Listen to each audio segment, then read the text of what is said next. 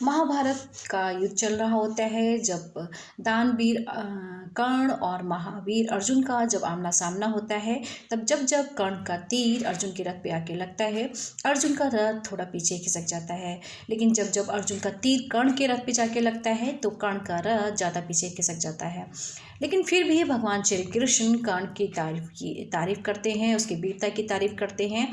यह देखकर अर्जुन श्री कृष्ण भगवान से कहते हैं कि भगवान ये क्या, जब कर्ण का तीर मेरे रथ पे लगता है तो हमारा रथ तो बहुत थोड़ा सा ही पीछे खिसकता है, लेकिन मेरे तीर से कर्ण का रथ ज़्यादा पीछे खिसक जाता है। लेकिन फिर भी आप मेरी नहीं, आप कर्ण की तारीफ कर रहे हैं। श्री कृष्ण भगवान मुस्कुराते हैं और कहते हैं कि अर्जुन, तुम्हारी रथ पे स्वयं मैं विराजमान हूँ।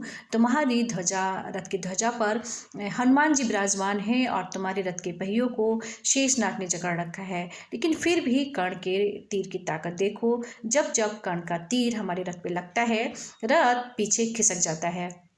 इसका मतलब ये है कि कर्ण तुमसे ज़्यादा ताकतवर तो है ही। अर्जुन ने जब ये सुना और ये समझा तो जो अर्जुन का घमंड था वो चूर चूर हो गया। कर्ण महाभारत का अहम किरदार, जिसके जीवन में जिसने जो गलतियां करी हैं, उसके जीवन की उन गलतियों से हम काफ़ी कुछ सीख सकते हैं, जो हमें ये सिखाती हैं कि हम जीवन में इस तरीके की गलतियां ना करें। कवच कुंडल, जिसने इंद्र को अपना दान दिया था, मित्रता की खातिर जिसने सर्वस्व अपना बलिदान दिया था, धर्म के मार्ग पर चलना जिसका स्वाभिमान था, आपने सही पहचाना, वो कर्ण वाकई में महान था। लोग कहते हैं कि हम कर्ण के जीवन से क्या सीखें। जिन्होंने महाभारत को सुना है, पढ़ा है, वो ये कहते हैं कि कर्ण के जीवन से ऐसा सीखने को क्या है। कर्ण चाहता तो महाभारत का युद्ध रुकवा सकता था, लेकिन ऐसा नहीं किया। लेकिन कर्ण की गलतियों से भी सीखने को काफ़ी कुछ मिलता है। सबसे पहली गलती जो कर्ण ने की थी वो ये कि जब सब राजकुमार युद्ध की शिक्षा ग्रहण करके राज्य में वापस आते हैं, तब एक खुले मैदान में उन सब की शिक्षा का या युद्ध कला का जो है प्रदर्शन चल रहा होता है। सब अपना अपना जौहर दिखा रहे होते हैं। उसी समय कर्ण वहाँ आ पहुँचता है और वो अर्जुन को खुली चुनौती देता है कि तुम आओ और मुझसे प्रतियोगिता करो, फिर देखते हैं कि किसमें कितना दम है। कर्ण अगर उम्र के हिसाब से देखा जाए तो वो युधिष्ठिर से भी बड़ा था, भीम से भी बड़ा था और अर्जुन से भी काफ़ी बड़ा था। लेकिन इसके बावजूद भी अपने से छोटे को इस तरीके से चुनौती देना, ये उसको शोभा नहीं देता और ये कर्ण की पहली गलती थी। कर्ण की दूसरी गलती, जब चौसर का खेल खेला जा रहा था और पांडव अपना सब कुछ हार चुके थे, तब द्रौपदी को जो है चीरहरण के लिए लेकर आया जाता है। तब दुर्योधन का जो भाई है विकर्ण, वो इसका विरोध करता है, लेकिन कर्ण विकर्ण से बहस करने लग जाता है। वो कहता है कि ऐसी नारी के साथ में तो ऐसा ही होना चाहिए, और वो पता नहीं क्या क्या कहता है। वो ऐसे ऐसे शब्द कहता है जो उसको नहीं कहने चाहिए थे। ये वो शब्द थे और ये वो दृश्य था जो महाभारत का युद्ध का कारण बना। कर्ण अगर चाहता तो नारी का सम्मान कर सकता था, वो ये सब रुकवा सकता था, लेकिन उसने ऐसा नहीं किया, बल्कि उसने आवेश में आकर उन उन बातों को बोला जो उसको वहाँ पे नहीं बोलना था, और इस वजह से महाभारत का युद्ध लड़ा जाता है। सार ये है कि हमेशा नारी का सम्मान करिए, उसका अपमान नहीं करिए। कर्ण के जीवन में अच्छाइयाँ भी थीं। उसमें सबसे बड़ी अगर अच्छाई देखा जाए तो ये था कि अपोजिट सिचुएशन में भी वो बाउंस बैक करना जानता था, वो अपने को उसमें से निकलना जानता था। उसने कभी भी उस सिचुएशन में अपने आप को टूटने नहीं दिया।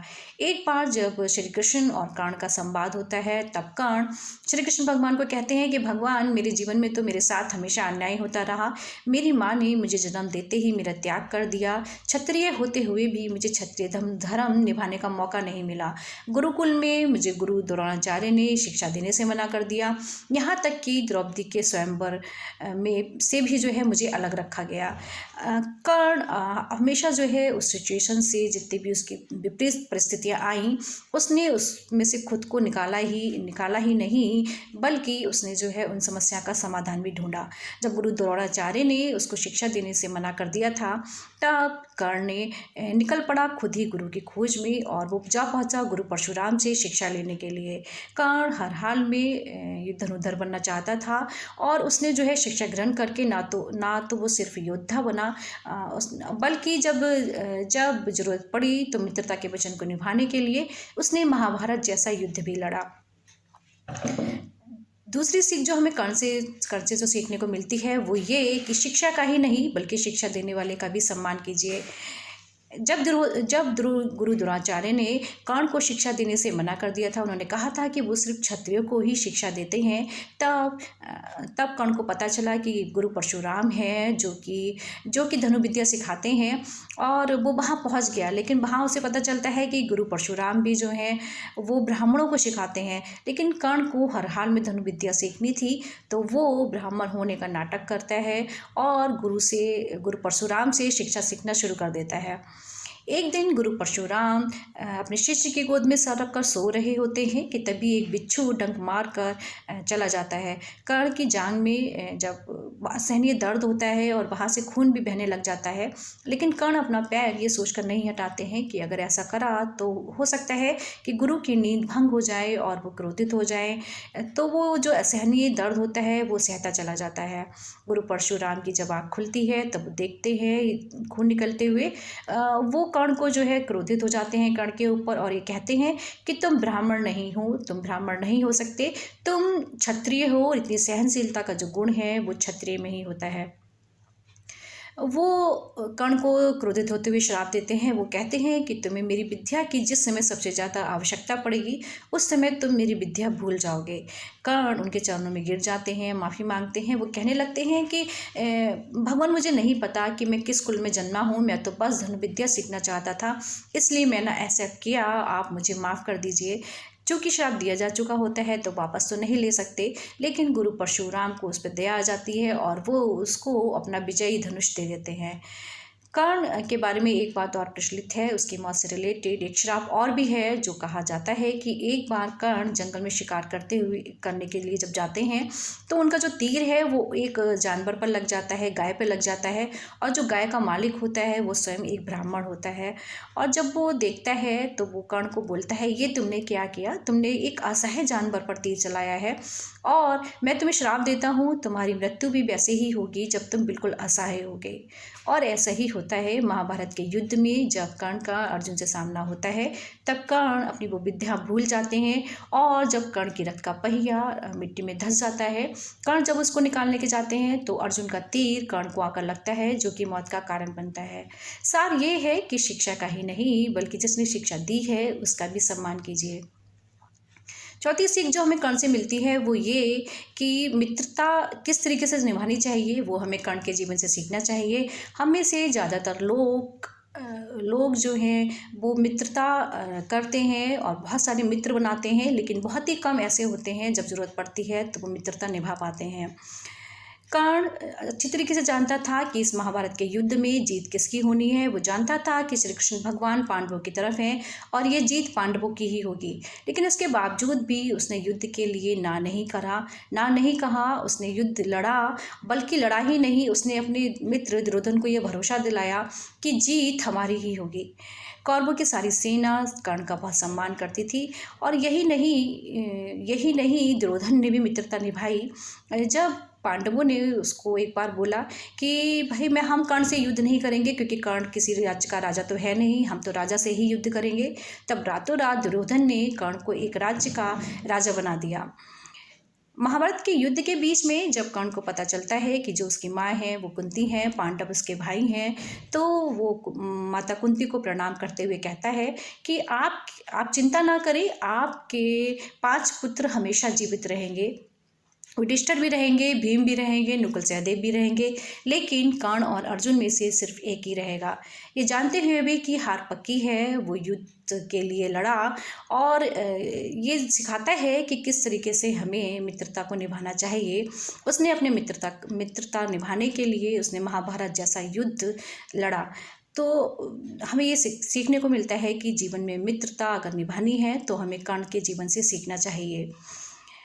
आखिरी 5वीं जो सीख है वो ये है कि हम अगर दूसरों से ज़्यादा कमाते हैं, कर्ण जो है सबसे बड़ा दानवीर भी था, ये हमें सिखाता है कि अगर हम दूसरों से ज़्यादा कमाते हैं तो हमारा कर्तव्य बनता है कि हम जिस समाज से हमने कमाया है उस समाज के लिए कुछ ना कुछ हम दान अवश्य करें।